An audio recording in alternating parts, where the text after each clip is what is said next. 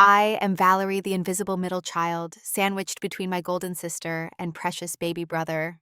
For 22 years, I excelled quietly, while my parents celebrated everyone but me. When my father threatened to cancel my tuition if I missed my sister's wedding, he had no idea I was already a college graduate with a six-figure job. The envelope I handed him just before the ceremony would change everything. Before I tell you my story, let me know where you are watching from. Hit like and subscribe to see how I finally showed my family my true worth. Growing up in Brookline, a wealthy suburb of Boston, our family looked perfect from the outside. The beautiful colonial house with its manicured lawn, two luxury cars in the driveway, and annual family photos showing four seemingly happy people around me. But inside those walls, I might as well have been a ghost. My older sister Amanda was the undisputed star of our household from the moment she was born. With her flowing blonde hair, sparkling blue eyes, and naturally outgoing personality, she commanded attention everywhere she went. By 16, she had already won 3 regional beauty pageants, was homecoming queen, and had the entire high school wrapped around her finger. My parents especially, my father worshipped the ground she walked on. Amanda gets it from my side of the family. Dad would boast to anyone who would listen. The Thompson beauty and charm. She is going places in this world. Then came Tyler, the baby of the family and the only boy. 5 years younger than me, he became the second center of gravity in our household. An athletic prodigy who excelled in baseball and football, Tyler gave my father the son he always wanted. Together, they spent weekends at games, fishing trips, and in the garage working on the classic Mustang my father had bought specifically for them to restore together. And then there was me, the middle child. Neither strikingly beautiful like Amanda, nor athletically gifted like Tyler. I was quiet, bookish, and independent from an early age, not by choice, but by necessity.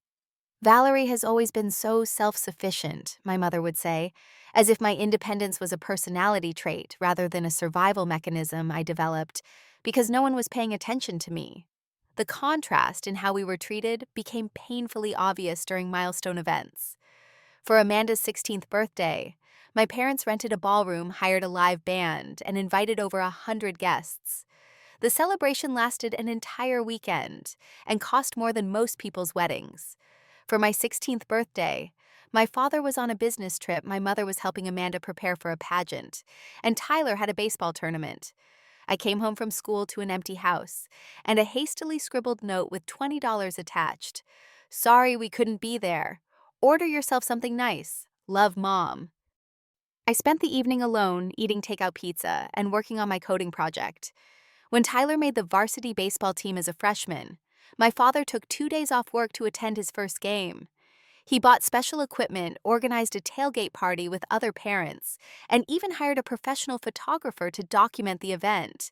When I qualified for the National Science Olympiad, in my junior year, neither of my parents attended.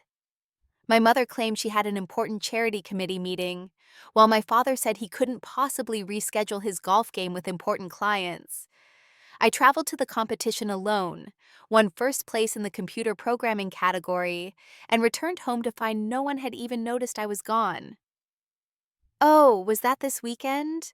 my mother asked distractedly when I showed her my medal. "That's nice, dear. Did you remember to pick up Tyler's uniform from the dry cleaners like I asked?"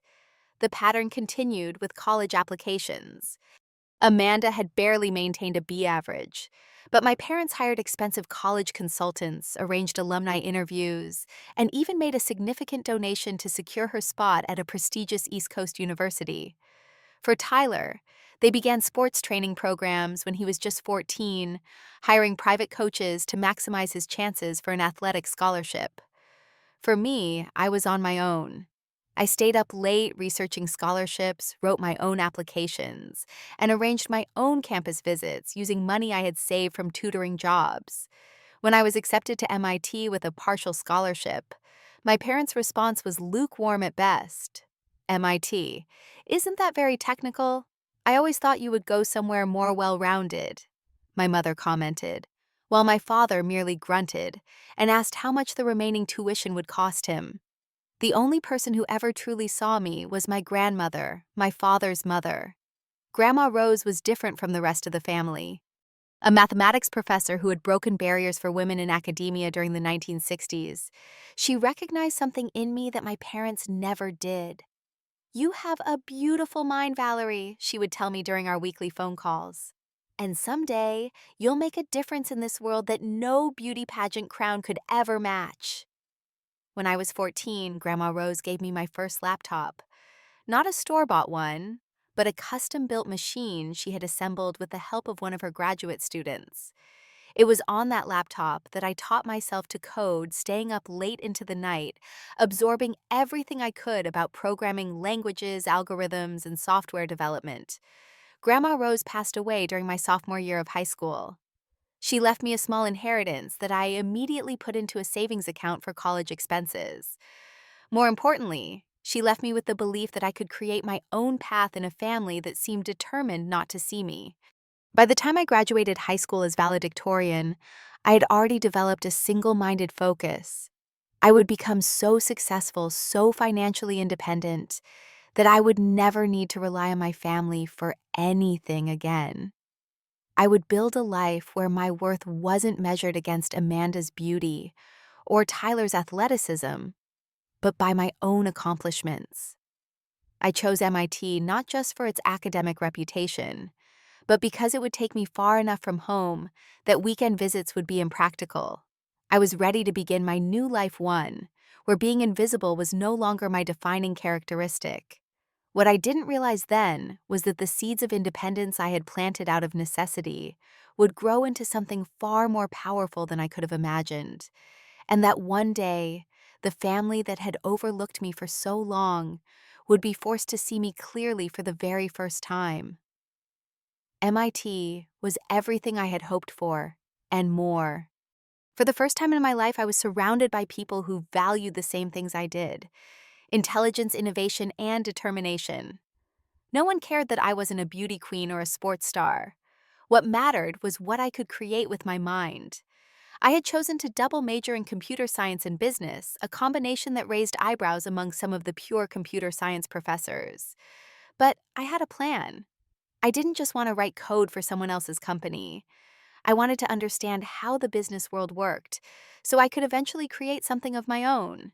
The transition wasn't without challenges. Despite my high school achievements, MIT was in another league entirely. The workload was intense, and during that first semester, there were nights I cried myself to sleep wondering if I had overestimated my abilities. But I refused to give up. I would not return home as a failure, giving my parents one more reason to focus on Amanda and Tyler instead of me. I rarely called home that first year, and when I did, the conversations followed a predictable pattern. My mother would spend 5 minutes asking perfunctory questions about my classes before launching into 20 minutes of updates about Amanda's social life or Tyler's latest sports achievement. My father would get on the phone only briefly, usually to remind me to watch my spending or to ask if I was studying something that would actually lead to a job. What neither of them mentioned during these calls was Amanda's engagement to Bradley Wellington III, the son of one of the wealthiest families in New England. I found out through a casual Facebook post. When I called home to congratulate her, my mother seemed annoyed that I hadn't already known. "We've been celebrating for weeks, Valerie. If you called more often, you'd know what's happening in this family." It stung, but it also reinforced my decision to create distance. The less they knew about my life, the less they could diminish my achievements. And there were achievements worth celebrating. After my initial adjustment period, I began to thrive academically. By the end of freshman year, I had the highest GPA in my cohort and had caught the attention of several professors who invited me to join their research projects. It was during this time that I met Jasmine, who would become not just my roommate but my best friend, and the closest thing to family I had experienced since Grandma Rose.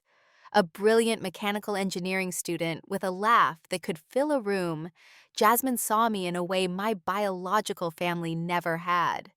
"Val, do you realize how extraordinary you are?" she asked me one night, after I had casually mentioned solving a programming challenge that had stumped the graduate teaching assistants. You talk about these incredible things you do like they're nothing special. Force of habit, I guess. I responded, uncomfortable with the praise.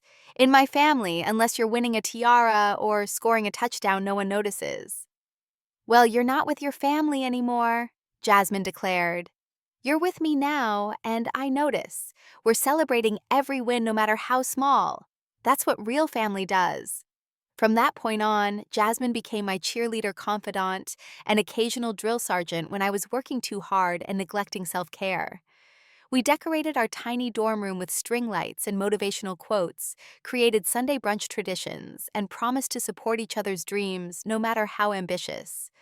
The summer after sophomore year marked a turning point in my journey.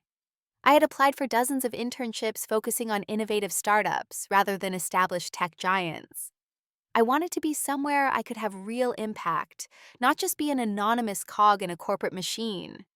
When Horizon Tech, a promising AI startup in Cambridge, offered me a position, I jumped at the chance.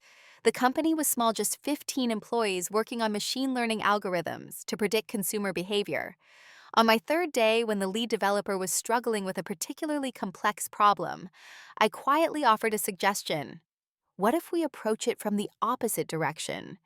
Instead of trying to predict specific behaviors, what if we identify patterns of deviation from established behaviors? The room went silent. The lead developer, a Stanford PhD with a reputation for brilliance and brusqueness, stared at me for a long moment. How long have you been coding? He asked finally. Since I was 14, I answered, suddenly worried I had overstepped. And you're just finishing your sophomore year of college. I nodded, bracing for a dismissive comment. Instead, he turned to the CEO who had been observing the exchange. Mark, we need to keep this one. She just solved a problem we've been banging our heads against for 3 weeks. That summer changed everything. I worked 60-hour weeks, absorbed everything I could about the business, and by August had developed an algorithm that significantly improved the accuracy of their predictive model. When the internship ended, the CEO offered me a part-time position I could manage remotely while continuing my studies. We can't match what the big tech companies will eventually offer you, he admitted, but we can give you equity and the chance to build something from the ground up. I accepted immediately. The salary was modest, but the equity could be valuable if the company succeeded. More importantly, it was validation that my skills had real-world value.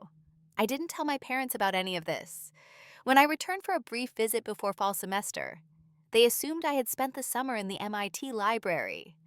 My father made a comment about me needing to get out more and develop some social skills if I ever wanted to find a husband. I smiled tightly and changed the subject to Amanda's wedding plans, which successfully diverted their attention. Junior year brought new opportunities. My work with Horizon Tech caught the attention of recruiters from larger companies. During the fall career fair, a representative from Quantum Solutions, one of the most innovative companies in cloud computing, specifically sought me out. We've heard about your algorithm, she said. Our chief technology officer would like to meet you. 2 weeks later, I was flying to San Francisco for a series of interviews that felt more like collaborative working sessions than traditional job screenings. By the end of the day, they had offered me a summer internship with a clear path to full-time employment after graduation. The compensation package made me momentarily dizzy. A 6-figure starting salary, significant equity relocation assistance, and performance bonuses. I negotiated for one additional item, the ability to begin working remotely part-time during my senior year. They agreed, and suddenly I was earning more each month than most recent graduates. I continued to live frugally in the apartment I now shared with Jasmine, banking most of my income. I set up automatic transfers to fully fund my Roth IRA, created an emergency fund, and began paying down my student loans. By the spring of senior year, I had nearly $100,000 in savings and investments. All of this remained my secret. To my parents, I was still just their studious middle child who would hopefully find an entry-level job after graduation. They had no idea I was already financially independent with job offers from multiple top tech companies and a growing reputation in the industry. Graduation approached, and as the student with the highest GPA in the computer science department, I was selected as valedictorian. The irony wasn't lost on me. After years of being invisible in my own home, I would be standing on a stage addressing thousands of people. I sent my parents an email about the honor, half expecting them to ignore it. To my surprise, my mother called the next day. "Valedictorian, that's unexpected," she said, her tone suggesting she was trying to determine if this was something worth bragging about to her friends. "Will this be a big ceremony? Should we book hotel rooms?" "It's the main MIT graduation ceremony," I explained. "So yes, it's quite significant." There was a pause on the line. "Well, that's the same weekend as Tyler's state championship game. And Amanda and Bradley are having their engagement party that Saturday night. I'm not sure we can make it, honey." I felt a familiar sting, but it was duller now. I had expected this response. "That's okay, Mom. I understand. Family priorities." "I'm glad you understand. You've always been so independent. Amanda and Tyler need us there for their big moments." After we hung up, I sat in silence for a few minutes. Then I called Jasmine, whose family had already booked their flights from California to attend the ceremony. "They're not coming," I said simply. "Then we'll make our own celebration," Jasmine declared. "One that's so amazing you won't even notice they're not there." She was true to her word. After the ceremony, where I delivered a speech about creating your own definitions of success, Jasmine's family hosted a dinner at one of Boston's finest restaurants. They presented me with thoughtful gifts, made heartfelt toasts, and treated me with the pride and love I had always craved from my own parents. My mentors from Horizon Tech attended along with professors who had guided me and friends who had supported me. It was during dessert that I received the text from my father. "Congrats on your graduation. Remember to start looking for jobs right away. Student loan payments begin soon." I showed the message to Jasmine, who knew my full financial situation. "Are you ever going to tell them?" she asked. I considered the question carefully. "Eventually," I said, "but only when I'm ready and only on my terms." I had no idea that moment would come sooner than I expected, catalyzed by the very sister whose shadow I had lived in for my entire life. The call came on a Tuesday afternoon in early May, just as I was wrapping up a virtual meeting with my team at Quantum Solutions. I had been working full-time for nearly a year, having moved into a comfortable apartment in Cambridge that I shared with Jasmine, who had also found a job in the Boston area. Seeing my father's name on the caller ID was unusual. He rarely called me directly, preferring to have my mother handle family communications. With a sense of apprehension, I answered. "Valerie," he said, skipping any greeting. "We need to discuss your sister's wedding." "No, how are you?" No questions about my work or life, straight to Amanda as usual. "Hello to you too, Dad," I replied, keeping my voice neutral. "What about Amanda's wedding?" "It's set for June 15th at the Wellington estate. You'll need to be here by June 10th for the rehearsal dinner and pre-wedding events." It wasn't a request, but a command, typical of how my father had always communicated with me. "That's in the middle of the work week," I said carefully. "I'll need to check my schedule and see if I can get the time off." A small lie, as I had plenty of vacation days accumulated, but I wasn't about to immediately acquiesce. "What schedule?" he scoffed. "You just graduated." "What entry-level job is so demanding that you can't attend your own sister's wedding?" I bit back a retort about how he hadn't bothered to attend my graduation, so he had no idea what my professional situation might be. Instead, I kept my voice level. "I'll see what I can do. Is Amanda expecting me to be part of the wedding party?" There was a pause, and I could almost see him frowning in that way he did when I asked questions he deemed unnecessary. "Of course you're in the wedding party. You're her sister. She needs 3 bridesmaids on her side to balance Bradley's groomsmen." Not, "She wants you as a bridesmaid because she values your relationship," but, "She needs to balance the numbers." I shouldn't have been surprised. "Has Amanda asked me directly?" I inquired, already knowing the answer. My father's voice took on the impatient tone he used when he felt I was being difficult. "Amanda is very busy with wedding preparations. She has more important things to worry about than tracking you down. I'm handling this for her." I closed my eyes and counted to 3. "Dad, I haven't spoken to Amanda in months. If she wants me in her wedding, she should call me herself." This attitude is exactly why your relationships with your siblings are so strained, he snapped, always thinking about yourself instead of supporting your family. This is Amanda's special day, and you will be there. End of discussion. I remained silent, which he took as acquiescence. But when he spoke again, his tone had shifted to something more calculating. Besides, your mother and I are still paying your student loans. It would be a shame if that support were to stop because you couldn't be bothered to attend your sister's wedding. The threat landed like a physical blow. Not because it would affect me financially, he had no idea I had already paid off my loans, but because it revealed how conditional their love had always been. Support, in exchange for compliance, a transaction rather than a relationship. Are you threatening to cancel my tuition if I don't attend Amanda's wedding? I asked, my voice steady, despite the anger building inside me. I'm simply pointing out that family support goes both ways, Valerie. We've invested a lot in your education. The least you could do is show up for your sister's big day. In that moment, I had a choice. I could reveal my financial independence and end his power play, or I could keep my cards close and use this situation to finally address the family dynamics that had shaped my life. I chose the latter. I understand, I said finally. I'll be there on June 10th.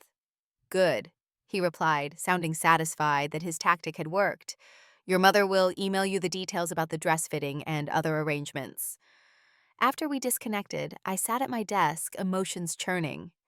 Part of me wanted to call him back to tell him exactly how successful I had become without their emotional support. But a wiser part knew this wasn't the time for a phone confrontation. This needed to be done in person, where they couldn't dismiss or minimize my reality. I called Jasmine and explained the situation. As always, she offered perspective that helped clarify my thoughts. Val, this could be the closure you've been needing, she said after listening to my account of the conversation. You've been building toward this moment whether you realized it or not. I don't want to ruin Amanda's wedding, I admitted. As much as she's been part of the problem, the real issues are with my parents. Then don't ruin the wedding, Jasmine suggested. But don't let them ruin you either. Set your boundaries, speak your truth, and then participate on your terms. Over the next hour, we developed a strategy. I would attend the wedding, but I would also prepare documentation of my graduation job and financial status. I would choose the moment carefully to reveal the truth to my father, not to hurt him or my mother, but to recalibrate our relationship on more honest terms. That evening, I called Amanda directly. After several rings, she picked up sounding irritated. Valerie, I'm in the middle of something. Can this wait? Not really, I replied.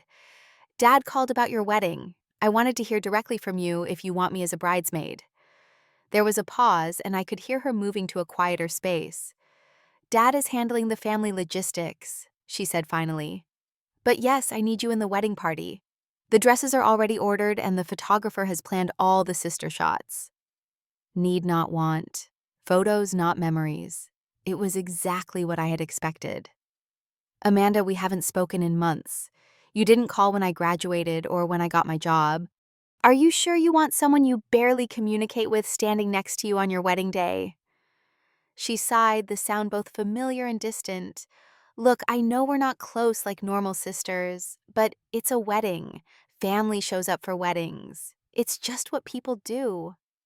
And if I come, I asked carefully, how do you want this to go? Are we pretending to be a happy, close-knit family? Or can we acknowledge reality? What I want, Amanda said, her voice taking on the sharp edge it always did when she felt challenged, is for everyone to focus on making my day perfect, not on family therapy or whatever this conversation is. Can you do that? Can you just show up, wear the dress, smile for pictures, and not make it about you for once? The irony of Amanda accusing me of making things about myself was almost laughable. But I recognized this was not the time to address years of family dynamics with her. I'll be there, I said simply. And I won't cause a scene at your wedding. But Amanda, after this, things are going to change. I'm not playing the invisible sister anymore. Whatever, Valerie, she replied dismissively. Just be at the dress fitting on the 11th. Mom has the details. After hanging up, I sat in my living room for a long time, thinking about the path that had brought me to this moment. Since childhood, I had defined myself in relation to my family, the overlooked middle child, the invisible sister, the self-sufficient daughter who needed nothing from anyone. But that wasn't the full truth of who I was. I was also a brilliant programmer, a valued team leader, a loyal friend, and a woman who deserved recognition and respect. It was time my family saw that person too, even if it made them uncomfortable. I opened my laptop and began preparing the documents I would bring with me.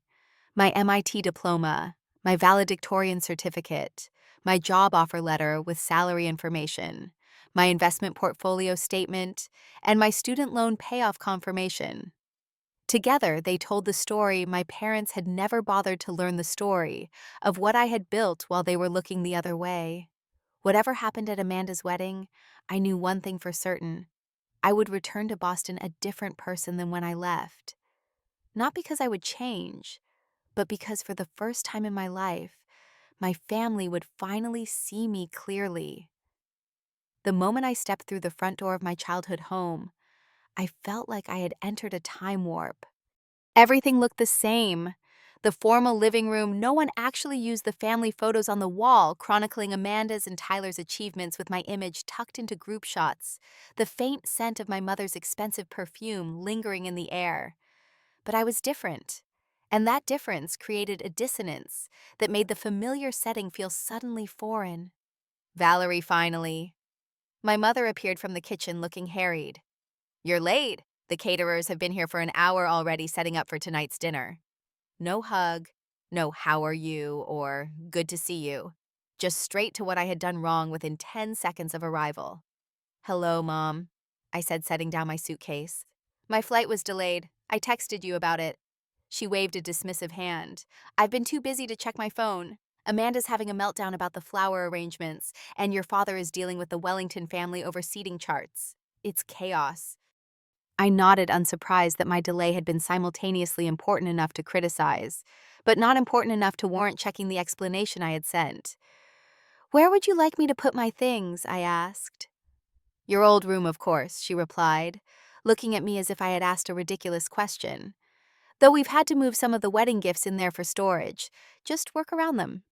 She paused, then finally taking a moment to look at me properly. Her eyes narrowed slightly as they scanned my appearance.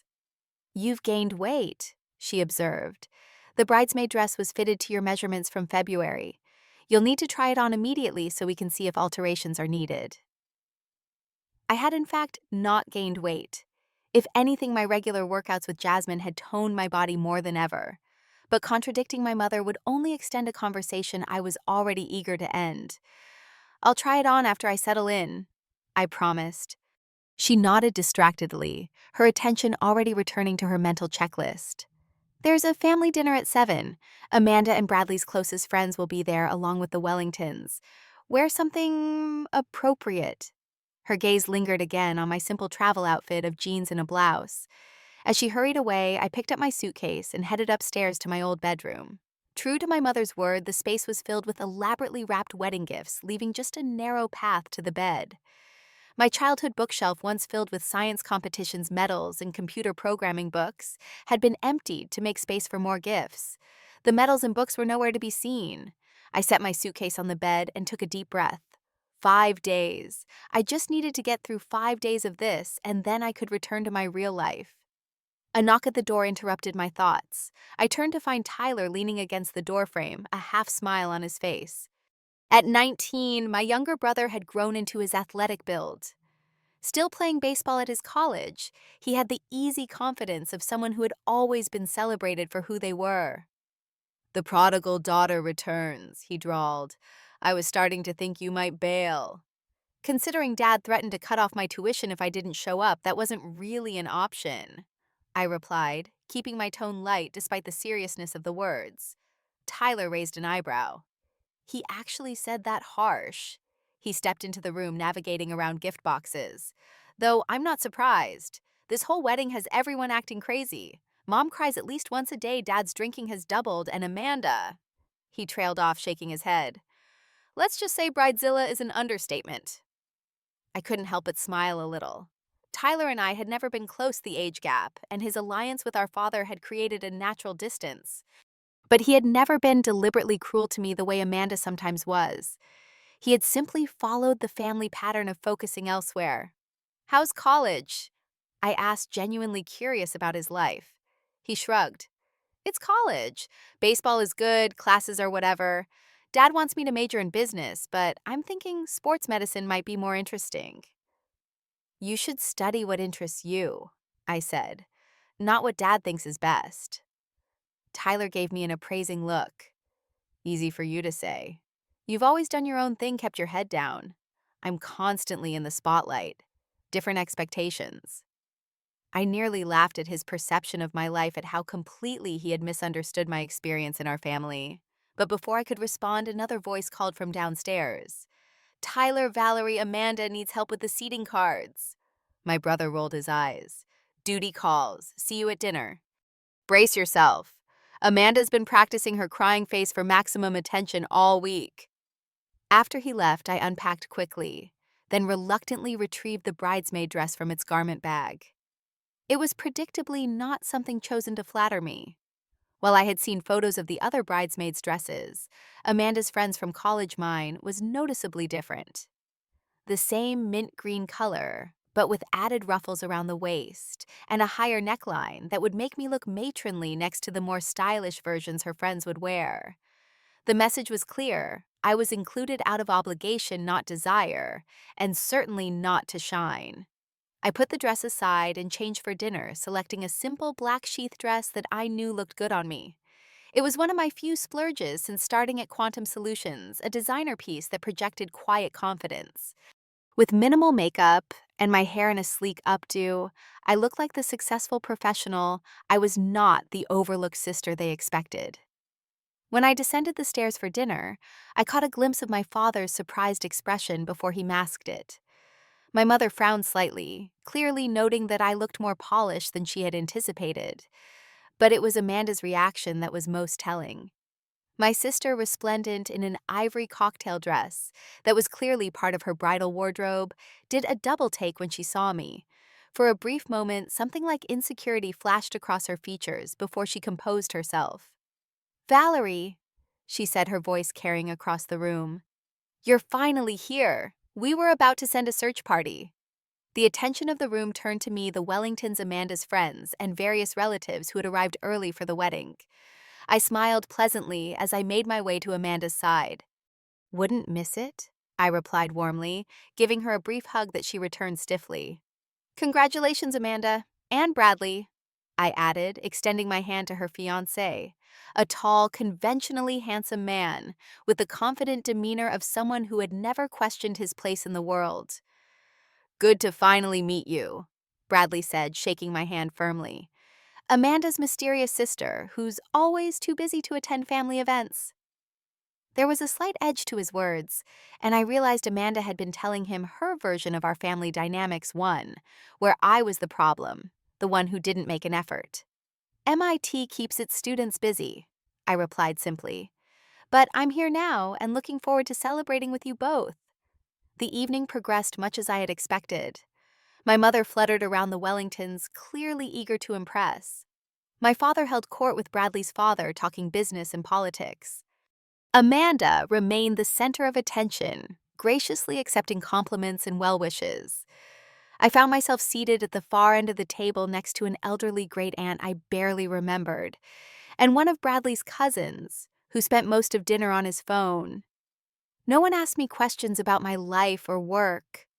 When conversation occasionally turned my way, it was usually my mother redirecting with comments like, "Valerie has always been our studious one. Now, did Amanda tell you about the custom pearl detailing on her veil?" Halfway through dinner, I excused myself to use the restroom. As I passed the kitchen, I overheard my mother and one of her friends speaking in hushed tones. "Valerie looks so different," the friend was saying. "I almost didn't recognize her." "She's trying too hard," my mother replied with a sigh. "New clothes, different hairstyle. I think she feels overshadowed by Amanda's moment. We're just hoping she doesn't make a scene during the wedding. She's always been this difficult one, wanting attention in her own strange way." I froze, the familiar pain of being misunderstood and dismissed washing over me. But this time it was accompanied by something new, a calm certainty that their perception had nothing to do with reality. Their inability to see me accurately was their limitation, not mine. I returned to the dinner table with renewed resolve. I would play my part these next few days, but I would no longer internalize their narrative about who I was. The evening finally wound down, and as guests began to leave, my father approached me for the first time that night. "Your mother tells me you've been distant during dinner," he said without preamble. "This week isn't about you, Valerie. It's about supporting your sister." I met his gaze steadily. "I've been perfectly pleasant all evening, Dad. No one has made any effort to include me in conversations, but I've smiled and played my part." He frowned, unused to me standing my ground. "Just remember our discussion. Your attitude this week will determine whether we continue supporting your education. I expect full participation and enthusiasm tomorrow at the rehearsal dinner." As he walked away, I felt a strange sense of calm. The threat that had once seemed so powerful now felt hollow. In less than 48 hours, he would learn just how hollow. That night, as I lay in my childhood bed, surrounded by gifts for a sister who had never shown me real kindness, I reviewed my plan one more time. The envelope containing proof of my graduation, employment, and financial independence was tucked safely in my purse. I would choose the right moment not to create a scene, but to finally break free from the role I had been assigned in this family. As I drifted off to sleep, I realized I felt no anxiety about the confrontation to come. Only a quiet certainty that after years of being invisible, I was finally ready to be seen. The morning of Amanda's wedding dawned bright and clear, the kind of perfect June day that brides dream about. I had survived the rehearsal dinner the night before, maintaining a pleasant facade despite Amanda's increasingly demanding behavior, and my mother's constant criticism of everything from my posture to my nail polish. I woke early knowing the day ahead would be a marathon. The schedule my mother had distributed to the wedding party detailed a military precision timeline: hair appointments at 8 a.m., makeup at 10 a.m., pre-ceremony photos at noon, and the ceremony itself at 4 p.m. Before heading to the salon with the other bridesmaids, I checked my phone to find encouraging messages from Jasmine and a few of my colleagues at Quantum Solutions. Their words reminded me of the real world waiting for me after this weekend. A world where I was valued for my mind and contributions, not merely tolerated as an obligation. The morning passed in a blur of hairspray, makeup brushes, and champagne that I barely touched. Amanda's friends, who had known me only through her unflattering descriptions, seemed surprised by my calm competence and willingness to help with last-minute details. By midday, I sensed a subtle shift in their perception. Small glances exchanged when Amanda snapped at me particularly harshly. "Has she always been like this with you?" one bridesmaid whispered when Amanda stepped away to consult with the photographer. "More or less," I replied with a slight smile. "Family dynamics are complicated." The woman gave me an appraising look. "You're nothing like she described, you know. She made you sound like some socially awkward hermit who resented her success." I merely shrugged, unwilling to drag the stranger into decades of family history. But her observation confirmed what I had long suspected, that Amanda had crafted a narrative about me that served her own self-image. By the time we were dressed and assembled for photos, the artificial harmony was beginning to fray. Amanda had already reduced two bridesmaids to tears over perceived imperfections in their appearance, and my mother was stress managing everything from the flower arrangements to the temperature of the champagne. I maintained my composure, following directions for photos and offering assistance where needed. My bridesmaid dress, as expected, did me no favors. The unflattering cut emphasized all the wrong areas, and the color washed out my complexion. But I wore it with dignity, refusing to let the petty attempt to diminish me succeed. It was during a brief lull in the photo session, as the photographer repositioned for different lighting, that my father approached me. His expression was stern, the look I had seen countless times throughout my childhood, usually preceding a lecture about how I had disappointed the family in some way. "I need a word," he said, gesturing for me to follow him to a quiet corner of the Wellington Estate's immaculate garden. Once we were out of earshot of the wedding party, he turned to me with barely contained frustration. Your mother tells me you've been difficult all morning, questioning the photographer's instructions, suggesting changes to the schedule. I blinked in surprise. Dad, that's not true. I followed every instruction exactly as given. He waved dismissively. This is exactly the problem, Valerie. You never take responsibility. Always the victim, always misunderstood. The unfairness of his accusations stung, but I maintained my composure. I'm sorry you feel that way. I've been doing my best to support Amanda today. Your best isn't good enough, he said sharply. This is the most important day of your sister's life, and somehow you're still finding ways to make it about you. I took a deep breath, recognizing this moment for what it was, the culmination of years of being cast as the problem in a family that couldn't see its own dysfunction. Dad, I said quietly, I've spent my entire life trying to earn your approval and attention. Nothing has ever been enough. Not my grades, not my achievements, not even my graduation. His face darkened. Here we go again with the self-pity.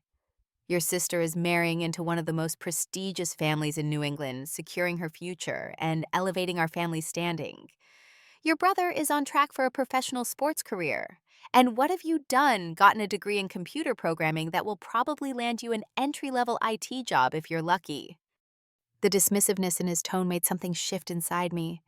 This was the moment I had been preparing for, not planned, but perfect in its own way. You really have no idea who I am, do you? I asked softly. I know exactly who you are, he retorted. And I'm telling you now, if you cause any scene today that disrupts Amanda's wedding, you can forget about us continuing to pay your student loans. You'll be completely on your own. I reached into my small bridesmaid's purse and removed the envelope I had prepared. With steady hands, I handed it to him. What's this? He asked, irritation evident in his voice. Open it, I said simply. With a dramatic sigh, he tore open the envelope and began to examine the contents. I watched his confusion, then disbelief, then shock, crossed his face in rapid succession. The first document was my MIT diploma showing my graduation date from 6 months earlier. Next came my valedictorian certificate. Then my job offer letter from Quantum Solutions with my 6-figure salary clearly stated. Following that was a statement of my investment portfolio and bank accounts. And finally, the confirmation that my student loans had been paid in full by me, not him. My father looked up from the papers, his face pale. What is this? That, I said calmly, is the reality you've been too busy to notice. I graduated 6 months ago as valedictorian of my class. None of you attended the ceremony because Tyler had a baseball game and Amanda had an engagement party. I've been working for one of the top tech companies in the country for the past year, starting part-time during my senior year. I make more money annually than you've paid for my entire education. And I paid off my own student loans 3 months ago. He stared at me speechless for perhaps the first time in my memory. So you see, Dad, I continued, your threat to cut off my tuition is entirely empty. I don't need your financial support. I haven't for some time.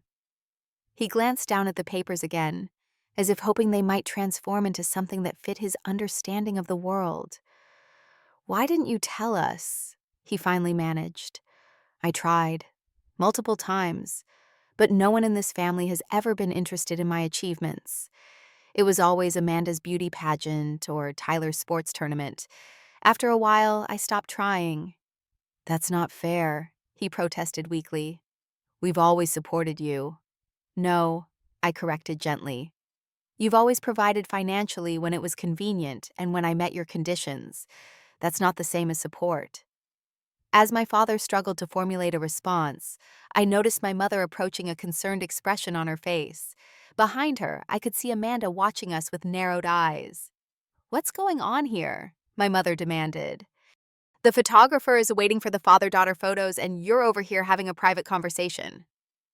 My father turned to her, still holding the documents. Did you know about this? That Valerie graduated months ago, that she has a high-paying job and has been supporting herself. My mother's confusion was answer enough. She reached for the papers, scanning them quickly before looking at me with an expression I couldn't quite decipher. shock mixed with something that might have been shame. "I don't understand," she said finally. "Why wouldn't you tell us something like this?" "Would it have mattered?" I asked quietly. "Would you have been proud? Would you have celebrated my achievement the way you celebrated Amanda's engagement or Tyler's sports scholarship?" The silence that followed was more answer than any words could have been. Amanda had reached us by now, irritation clear on her perfectly made-up face. "What is going on? We're on a schedule here." My father handed her the papers wordlessly. As she scanned them, her expression shifted from annoyance to surprise. "You've been hiding all this?" she asked, looking up at me. "Why to drop some dramatic revelation at my wedding?" "No, Amanda," I said firmly. "I didn't plan to discuss any of this today. Dad threatened yet again to cut off financial support I don't even need. I'm simply setting the record straight." I turned back to my parents, who were still looking shell-shocked. "I'm not here to create drama or ruin Amanda's day. I'll continue playing my part as bridesmaid. I'll smile for photos and toast the happy couple. But after this weekend, things will be different. I won't be the invisible daughter anymore, the one whose achievements are ignored and whose presence is barely tolerated. If you want a relationship with me going forward, it will be on equal terms with mutual respect." For a long moment, no one spoke. Then my father cleared his throat. "We should get back to the photos," he said, his voice uncharacteristically subdued. "We can discuss this later." I nodded in agreement, knowing this wasn't the time or place for the deeper conversation that needed to happen. As we turned to rejoin the wedding party, Amanda touched my arm, holding me back for a moment. "Did you really graduate as valedictorian?" she asked, her voice lower than usual. "Yes," I replied simply. Something passed across her face, a complex emotion I couldn't quite identify. "No one told me. No one knew," I said. "No one asked." She pressed her lips together, then nodded once before walking ahead to rejoin her bridesmaids. I followed, feeling lighter than I had in years. The confrontation hadn't gone as I had imagined. There had been no dramatic showdown, no tearful reconciliation. Just the quiet demolition of the family narrative that had constrained me for so long. As I took my place for the next set of photos, I caught my reflection in a decorative mirror. I was still wearing the unflattering bridesmaid dress, still standing slightly apart from the group. But my posture was different, shoulders back, head high, the stance of someone who knows her own worth. The ceremony was still hours away, but I had already experienced the most significant moment of the day. For the first time in my life, my family had been forced to see me clearly. What they would do with that clarity remained to be seen. The wedding ceremony proceeded with the polished perfection that months of planning and an unlimited budget could provide. White roses and lilies adorned every surface, a string quartet played Pachelbel's canon, and Amanda, resplendent in a custom designer gown, moved down the aisle on our father's arm, looking every inch the princess she had always been treated as. I performed my bridesmaid duties flawlessly, holding her bouquet during the vows, adjusting her train for photos, and smiling appropriately during the toast our father gave that praised Amanda's beauty and charm, while making no mention of her intelligence or character. Throughout it all, I was aware of a subtle shift in how my family interacted with me. My father's usual commanding tone had softened to something almost tentative. My mother kept glancing at me with an expression that seemed to blend confusion and reassessment. Even Amanda, in the midst of her bridal glory, appeared more conscious of my presence than ever before. During the reception, as I stood at the edge of the dance floor watching couples twirl beneath crystal chandeliers, Tyler approached with 2 glasses of champagne. "Thought you might need this," he said, handing me one. "Mom told me what happened before the ceremony, that you're some kind of tech genius making serious money." I accepted the glass with a small smile. I wouldn't say genius, just good at what I do. Tyler took a sip of his champagne, studying me over the rim of his glass. "Why didn't you ever say anything? All those times Dad went on about how I needed to secure my future with sports, because that was the only way to make real money. You just sat there quietly." "Would it have made a difference if I had spoken up?" I asked. "Dad has always had very specific ideas about success. Your athletic achievements fit his model. My academic ones didn't. My brother frowned slightly. I always thought you were just, I don't know, going through the motions, doing the minimum to get by. I couldn't help but laugh at the irony. I was valedictorian in high school and college, Tyler. I've never done the minimum at anything in my life. He had the grace to look embarrassed. Yeah, I'm realizing I never really knew you at all. That's not entirely your fault, I acknowledged. I learned early on to keep my achievements to myself in this family. It was easier than dealing with the dismissal or disinterest. We stood in companionable silence for a moment, watching as Amanda and Bradley shared their first dance. My sister was radiant, her face glowing with happiness as she gazed up at her new husband. Whatever our complicated relationship, I couldn't deny that she deserved this moment of joy. For what it's worth, Tyler said suddenly, I always admired how you just did your own thing. Never seemed to care what anyone thought. I felt like I was always performing, always trying to meet expectations. His admission surprised me. I guess we were all playing the roles we were assigned. I reflected. I became the invisible middle child because that's how I was treated. You became the golden boy athlete because that's what was celebrated. And Amanda became the princess because she was treated like one from day one, Tyler concluded. Exactly. Another silence fell between us, more thoughtful than awkward. Then Tyler asked, So what happens now with you and Mom and Dad? I mean, it was a question I had been asking myself since the confrontation before the ceremony. I'm not sure, I admitted. That depends partly on them. I've spent years trying to earn their attention and approval. I'm done with that approach. If they want a relationship with me now, it will have to be based on who I actually am, not who they've always assumed I was. Tyler nodded slowly. That's fair. He paused, then added, For what it's worth, the real you seems pretty impressive. His words, simple as they were, touched me more deeply than I expected. Thanks, Tyler. That means a lot. As the evening progressed, I found myself approached by various relatives and family friends, all suddenly curious about the middle Thompson child they had barely noticed at previous gatherings. My mother's bridge club friends wanted to know all about MIT and my job at that tech company. My father's business associates, upon learning of my position at Quantum Solutions, began asking technical questions about cloud computing and digital security. It was surreal to suddenly be visible after so many years in the shadows. More surreal still was watching my parents' reactions to this newfound interest in their middle child. My mother hovered nearby occasionally, interjecting with, Valerie has always been so smart, as if this had been her proud refrain for years rather than a recent discovery. My father, after several scotches, began introducing me to his friends as my daughter, the computer genius, with an enthusiasm that would have meant everything to me years ago. Now, though, their approval felt hollow, not meaningless exactly, but no longer the validation I had once craved. I had built my success without their support or recognition. Their belated pride couldn't erase years of indifference. As the reception wound down, I found a moment alone with Amanda as she prepared to change into her going-away outfit for the grand departure.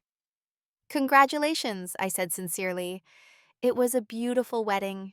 She studied me for a moment, her expression unreadable. Thanks for not making a scene. When Dad showed me those papers, I thought for sure you were going to use my wedding to make some big statement.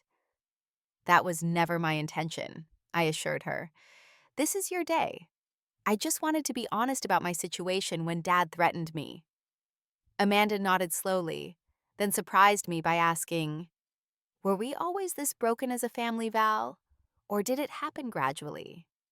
The question caught me off guard, not just the content, but the fact that she was asking me at all, seeking my perspective in a way she never had before. I think, I said carefully, that we each played the roles we were given. Some of those roles were easier than others. And you got the hardest one, she acknowledged, a flash of insight I hadn't expected from her. It wasn't ideal, I agreed, but it made me who I am today, and I'm actually pretty proud of that person. Something shifted in Amanda's expression, a softening, a recognition. You should be. I had no idea what you'd accomplished. She paused, then added with unusual self-awareness, maybe I didn't want to know. Before I could respond, our mother bustled in, exclaiming over a loose thread on Amanda's going-away outfit, and effectively ending our moment of connection. But as Amanda turned to leave, she surprised me again by giving me a genuine hug, not the stiff obligatory embrace of the ceremony, but something warmer, more real. We should talk, she whispered. After the honeymoon, really talk. I nodded, not trusting my voice in that moment. It wasn't forgiveness for years of being overshadowed, nor was it a guarantee that our relationship would significantly change. But it was an acknowledgement and opening. And for now, that was enough. As I watched Amanda and Bradley make their champagne-soaked exit amid cheers and tossed flower petals, I felt a strange sense of closure.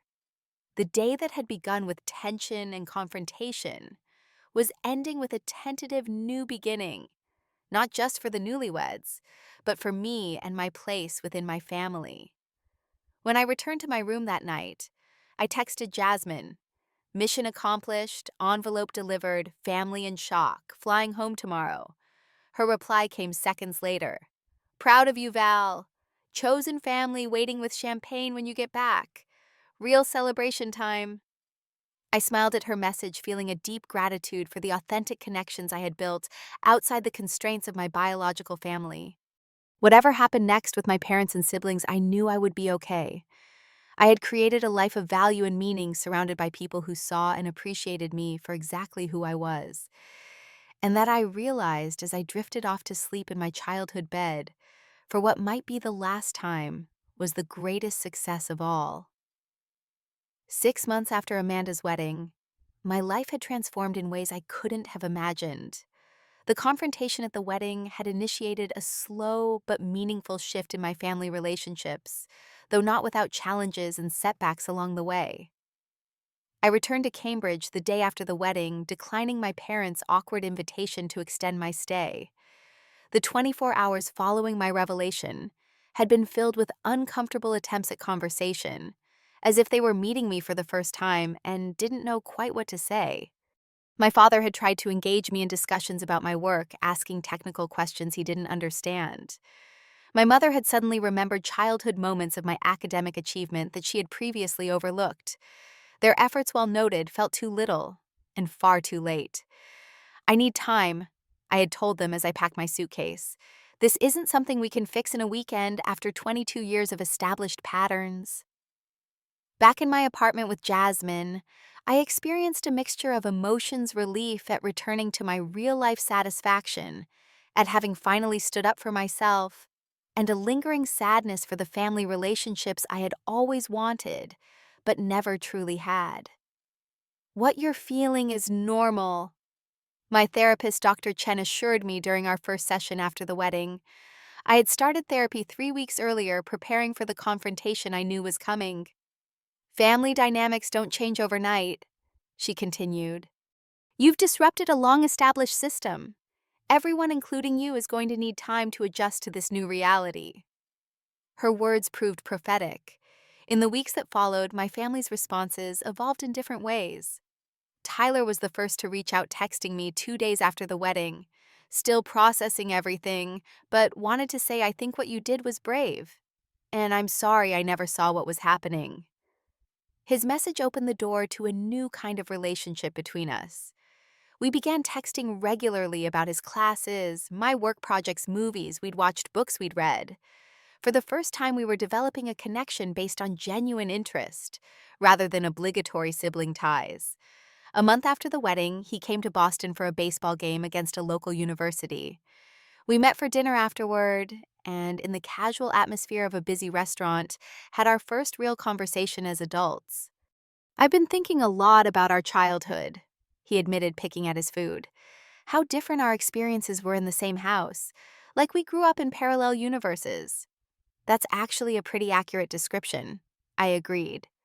The thing is, he continued, I always thought you were fine. You seem so self-sufficient, so content doing your own thing. I never realized that was survival, not preference. His insight surprised me. It was both actually, I explained. I did love learning and technology. That was genuine. But the intensity of my focus was definitely about creating something that was just mine, something they couldn't take away or dismiss. Tyler nodded understanding in his eyes. I've been wondering lately what I might have been interested in if baseball hadn't been so important to Dad. Don't get me wrong, I love playing. But sometimes I wonder if I love it because I truly do, or because it was the only thing that got me positive attention.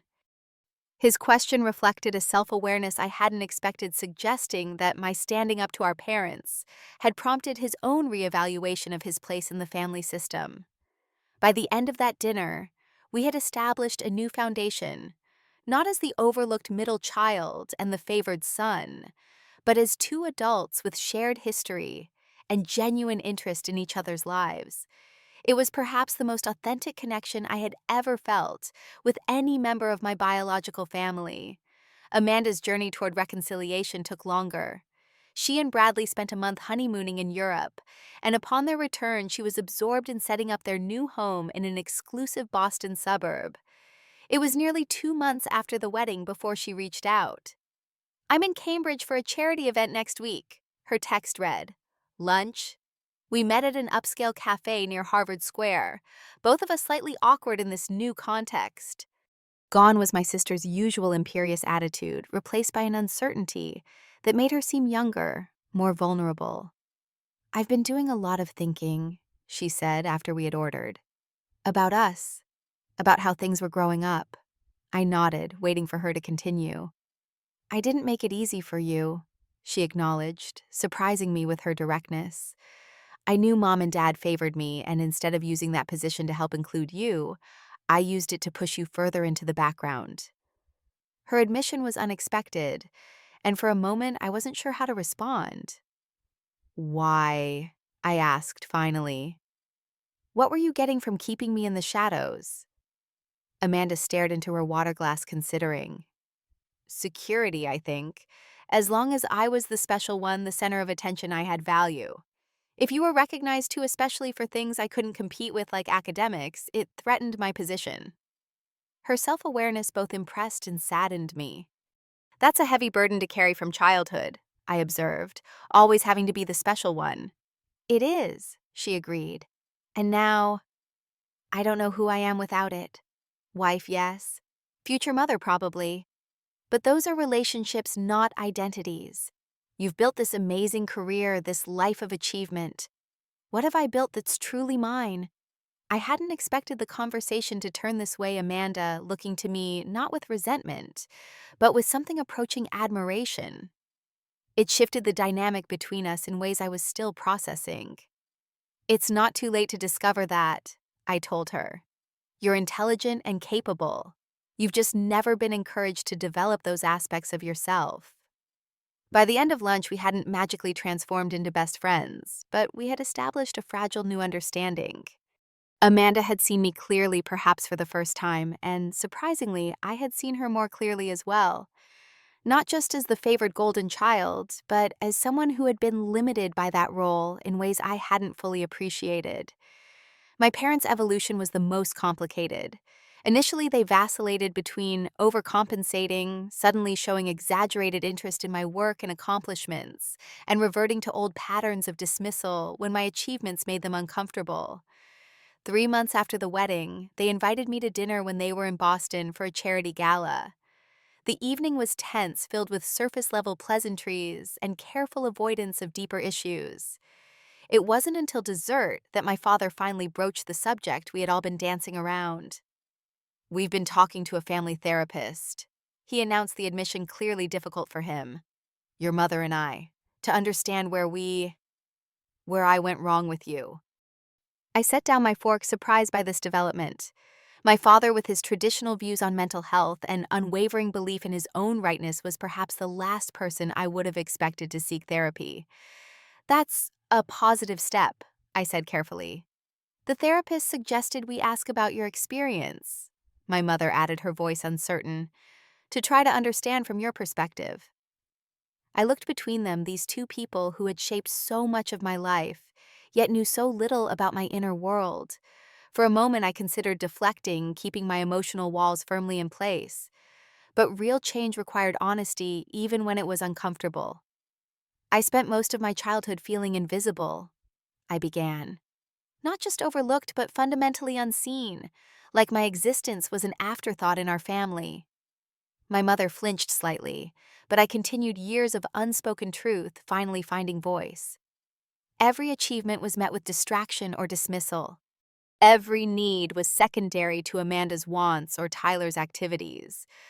I learned very early that the only person I could rely on was myself. "We provided everything you needed," my father protested, though with less conviction than he might have once shown.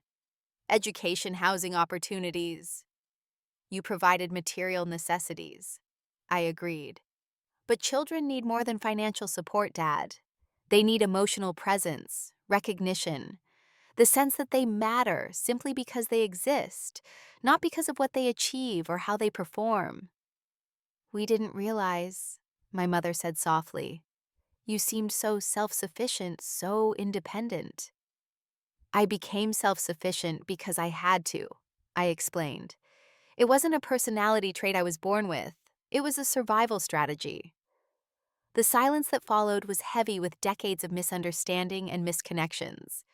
Then my father did something I had never seen him do in my entire life. He removed his glasses, pressed his fingers to his eyes, and took a shaking breath. "I failed you," he said simply. "As a father, I failed you completely."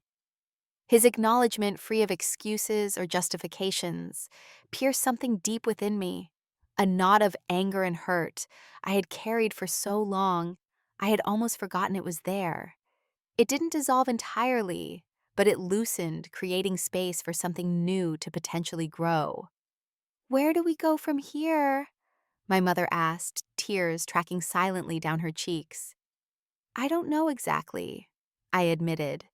"But recognition is the first step. We can't change the past, but we can try to build something healthier moving forward."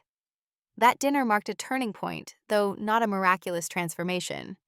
In the months that followed, we engaged in a cautious dance of reconnection, scheduled phone calls, occasional dinners, carefully facilitated family therapy sessions when schedules aligned. There were setbacks, of course.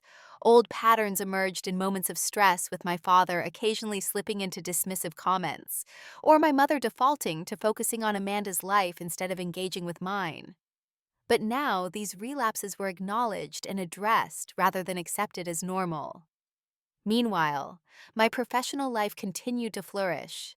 6 months after the wedding, I was promoted to senior team lead at Quantum Solutions, overseeing a major project that could potentially revolutionize cloud security. The promotion came with another significant salary increase and additional equity in the company.